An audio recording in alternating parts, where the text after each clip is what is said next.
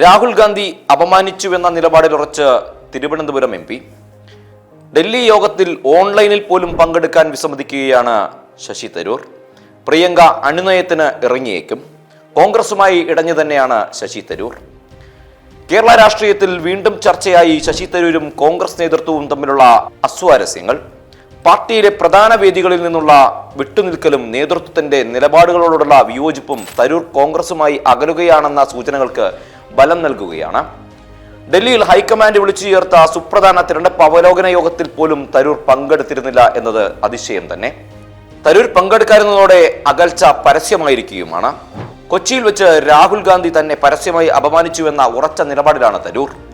കൊച്ചിയിൽ നടന്ന കോൺഗ്രസ് മഹാപഞ്ചായത്തിൽ വേദിയിലുണ്ടായിരുന്ന പ്രമുഖ നേതാക്കളുടെ എല്ലാം പേരെടുത്തു പറഞ്ഞപ്പോൾ രാഹുൽ ഗാന്ധി ശശി തരൂരിന്റെ പേര് മാത്രം ഒഴിവാക്കിയത് വലിയ വിവാദമായിരുന്നു. രാഹുൽ ഗാന്ധി എത്തുന്നതിന് മുൻപ് തരൂരിന്റെ പ്രസംഗം തീർപ്പിക്കാൻ നിർദ്ദേശിച്ചതായും എന്നാൽ രാഹുൽ എത്തിയ ശേഷം മറ്റു പല നേതാക്കളെയും സംസാരിക്കാൻ അനുവദിച്ചതായും പരാതിയുണ്ട്.